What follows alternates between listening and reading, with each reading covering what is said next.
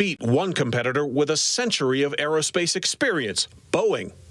Last December, Boeing's Starliner was launched on a test flight. It was supposed to dock at the International Space Station, but a technical glitch forced the mission to be called off. Boeing says before Starliner carries any astronauts, it'll get another test flight. And experts say SpaceX will get bragging rights. Now there's a competition. Boeing's, may lose this capture the flag thing. And I don't think they like that. And I think they're probably going to get more creative, which is a good thing. Elon Musk isn't the only billionaire looking skyward. Amazon founder Jeff Bezos has Blue Origin. The company is developing a moonlander, but first hopes to offer rides to tourists. Richard Branson's Virgin Galactic is selling tickets to space and says demand is sky high. The cost of going weightless, $250,000. But on Monday, his other company, Virgin Orbit, launched a rocket from a 747 designed to send small satellites into Earth orbit. It failed. Aerospace giant Lockheed Martin is looking beyond Earth orbit, building and testing a new long-range vehicle called Orion. One of the keys to success in spaceflight is to test, and test some more. And that's what they do in this giant building here at Lockheed Martin, just outside of Denver. One of the things they can do is blast this spacecraft with sound waves to simulate the violent vibrations of a launch. They'll also test every single system. They want to make sure that if something goes wrong, it happens in here and not out there.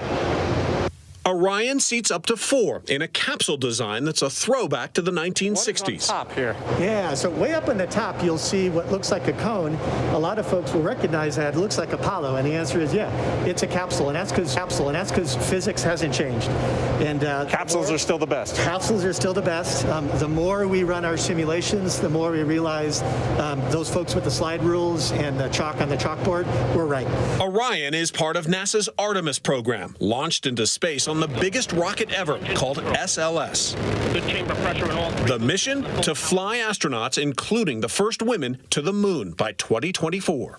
In difficult times like today, it's really important to be thinking about where we're going to proceed as the human race. The compelling aspect of understanding who we are, where did we come from, and where are we going, and most importantly, are we alone? Those questions exist in outer space. For travel beyond Earth, NASA plans to use an orbiting outpost called Gateway.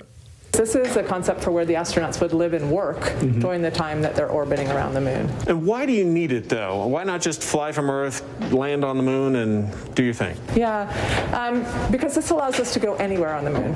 So the Gateway is actual mobile, so we can move it to other locations around the moon, so you could explore other pieces. If you go direct to the moon, you're going to a direct location, the South Pole, the equator, whatever.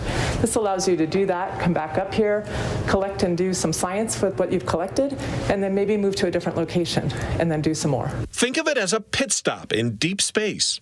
Can you show us around? Yeah. So we have areas here, like a birthing area where people would rest or sleep. So if you looked up, you can see this is a treadmill for astronauts to be doing their exercise on. You got a treadmill sort of on the ceiling here, but it could be anywhere. Yeah. They're going to do a lot of experiments with growing food. As we move to places like Mars, you're not going to have the logistics to be constantly bringing food to the astronauts there, so they're going to have to be sustainable on their own.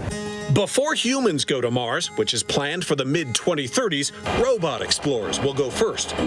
The Perseverance rover is set to launch this summer.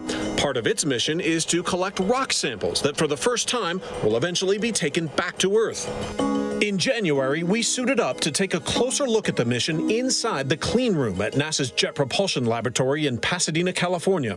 We've had to put on all of this protective gear so that hair, oils, makeup doesn't contaminate any of the spacecraft that they are assembling here. In fact, the air in this room gets cycled out 70 times every hour. You're not going to find cleaner air probably anywhere in Southern California.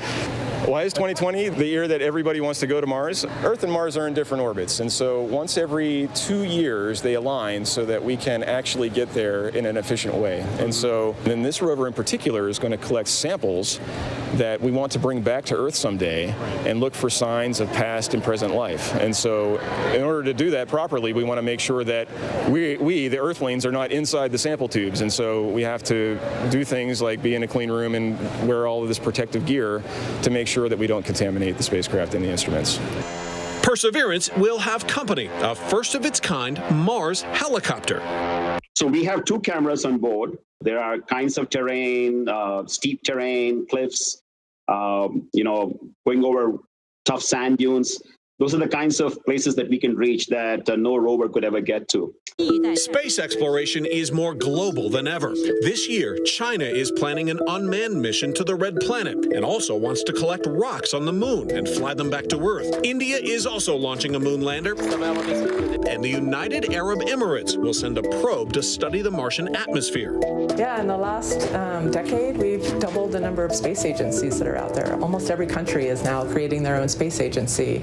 Even the United States, last year, creating another space agency. Space is going to be, it's going to be the future, both in terms of defense and offense and so many other things. And already, from what I'm hearing and based on reports, we're now the leader in space. A new branch of the military called Space Force. And liftoff of the United Launch Alliance Atlas V rocket with USSF-7 for the United States Space Force on a mission dedicated to America Strong. Space Force launched a secretive military plane earlier this month. Billionaires aside, space exploration depends on political will and lots of money, suddenly tighter in the age of a pandemic. Engineers say they're ready to build on the accomplishments and failures of the past, using new ideas and new technology to help take our biggest leap yet. Space is an inspiration, right? Coming out of this pandemic, this country, this world needs an inspiration, right? We need something to look forward to, and I think we need this right now more than ever.